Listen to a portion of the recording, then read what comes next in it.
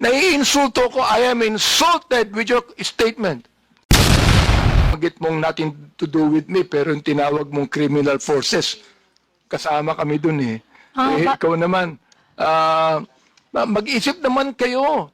Ang hirap nito, Mr. Chair, itong mga vloggers na iba, ito ang mga tanga eh.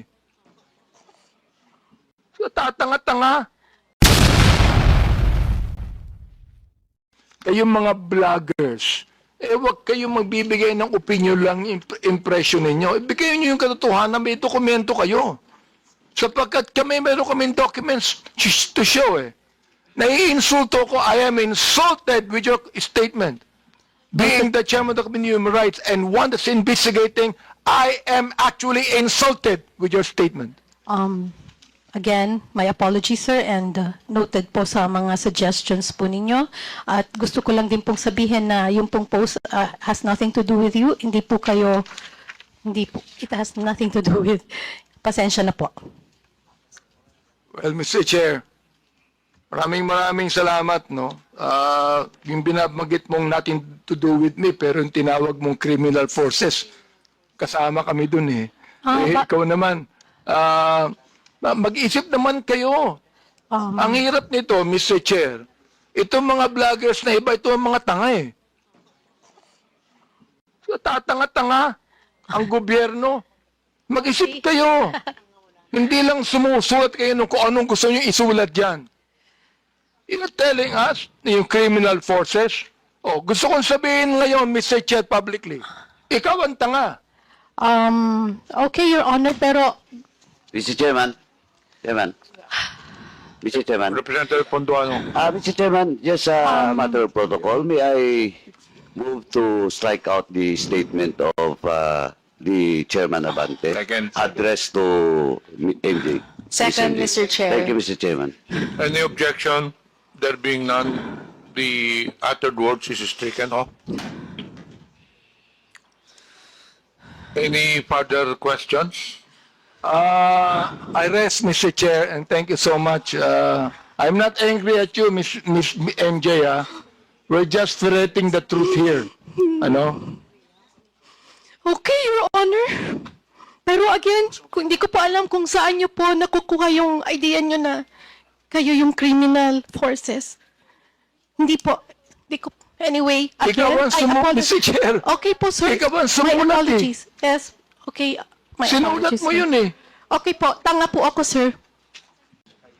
I'd like to ask questions to MJ Kiambao, Miss Mary Jane Kiambao Reyes. Yes, sir. Yes, You Your made Honor. a statement when you were giving your statement that you base your blog on the truth, no? And that you are actually not biased. You are not pro Duterte. You are not pro Marcos. You said that. Am I right? Your Honor, yes, sir. Although I also said in that same statement that yes, I can be biased, but I don't go below the belt. But as far as being pro or anti-Marcos and Duterte, I always try to remain objective. Ms. Reyes, Yes, sir. I am Yes, the Your chairman Honor. of the Committee on Human Rights. Yes, Your Honor. I have records of EJK victims. And you made a statement, it says right here, to the International Criminal Court, global community, and world media. Is this not a pro-Duterte statement? Can you please, sir, complete the whole No, not yet. Not yet. report? I'm going to complete this. I'm just referring to the first statement, to the International Criminal Court, global community, and world media. It means that you want to tell that to the International Criminal Court. Am I right? Dahil And therefore, Mr. Chair, you do not agree for the former president to be held in the ICC. Am I right? yes, Your Honor. Okay, very good. So therefore, you are pro Duterte. Don't tell me you are not. All right? Sir, can I No. pwede po akong sumagot? Let me ask another question to you. You said, you need to see this. The so-called EJK victims under President Duterte, a massive hoax. Do you believe that, Mr. Chair? Yes, sir. Again, Where did you yes, get the information, Mr. Chair? Your Honor, sana po mabasa ng buo yung aking... Do you want me to give you documents on that? Sir, I know what I posted, but I want the whole, the people here and the media to also see ano yung context ng aking isinulat para po maintindihan din nila Ito at na hindi yung lang context, maibase Mr. Chair. sa isang You do not statement even lamang. need to complete this. Kung gusto mo Sir, kumbituhin ko, yes, ito, Your Honor, I would okay. appreciate very much. I'm going to Mama. complete this now. Okay, Yes, para Your marinig Honor. ng lahat.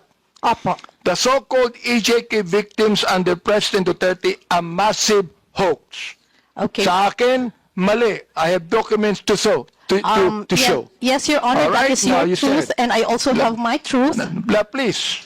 May I remind the resource person to, again, patapusin muna yung interpolator before you answer. Okay po, salamat po, Mr. Chair. And sige po, so, kung pwede po, ibigay na lahat ng tanong at mabigyan din po kami Laban. ng pagkakataon na sumagot nang wala ring interruption Of sana. course, you will be Opo. given your opportunity to answer. Pero patapusin muna talagang interpolator. That is sige a po, ruling Mr. Chair. before the resource person.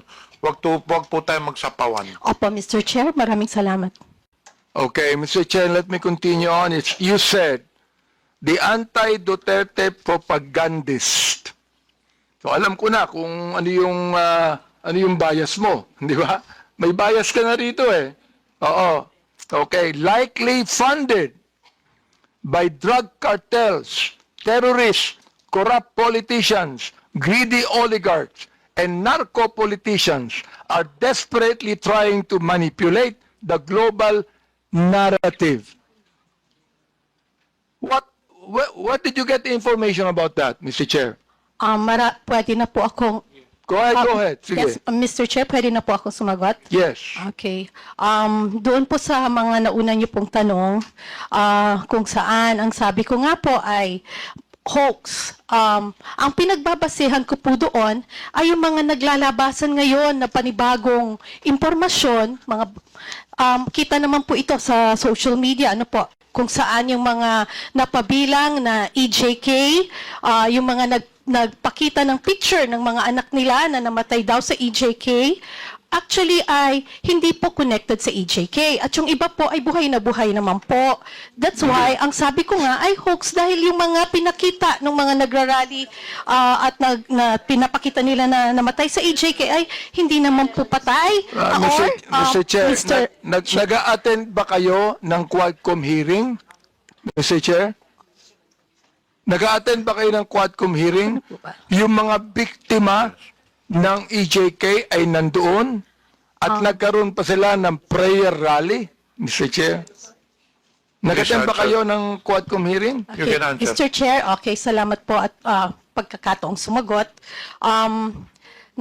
Yes, nakapanood na po ako ng Quadcom at napanood ko rin po yung mga latest na ganap ngayon kung saan may isang Aling Sheila, Aling Lori, Aling another mother, kung saan yun po, yung mga anak nilang pinapakitang namatay sa EJK ay hindi naman po. Doon po, yun po yung pinanggagalingan ng aking isinulat na opinyon. Yun po ay reaksyon at opinyon sa mga nabalitaan ko po sa social media. At sa mga news online. Again, those are my personal reaction and opinion on the current events. Mr. Chair, ang hirap nun, makakabalita ka ng anuman, tapos you're going to put up an opinion, and you want to let the people believe it's the truth. Yun ang problema dyan eh. Facts. Then, sinabi mo, they want you to believe that every young life lost was at the hands of our people's president, Rody Duterte. This is a blatant lie. That is my, pwede na pong sumagot, Your Honor? Yes, go ahead. Sige. Opo. Go ahead. Again, That is my truth. Those are my opinion. And nakabase naman din po yan sa mga available information. Ngayon, makikita po natin na yun nga po, may mga EJK victims nga raw na hindi naman pala. Raw. Oh, raw. yun nga po. Sabi, yung raw po, I'm Therefore, referring... you have no right to say it's a massive hoax. Mr. Chairman, with the indulgence of Chairman. Yes, Mr. Ma'am, Congressman yung Paduano. sinasabi mong mga facts ngayon na lumalabas, is it an official document coming from those investigation by government agencies, by Quadcom, or just a mere in the social media accounts? Sir, Your Honor, nasa, if I'm not mistaken, nasa newspaper na rin po yan. Sandali But po, of course, sandali po. nauna, Sandali. Nasa newspaper. Pero ang tinatanong ko po, anong source ng newspaper? Is it an official document or findings of the Human Rights Commission? I have yet, Absolutely, ma'am. Yes, Madam, Your Honor. absolutely not. Because during our hearing, the Quadcom, all those victims, no, yung mga families na nandun, was confirmed by Human Rights Commission. okay, Your Honor, In fact, we have all the list. Your Honor, can I also answer now, kung pwede po? Lumabas po na may mga kapatid, may mga kapatid, yung mga biktima, na sila po mismo ang nagdi-deny doon sa mga ibinabalita ngayon Mr. Chair, Mr. Mr. Chair, Chairman. I'd like to interject for a while here, while you're answering. Ang binabanggit mo, may nabalitaan ka? May nabalitaan ka?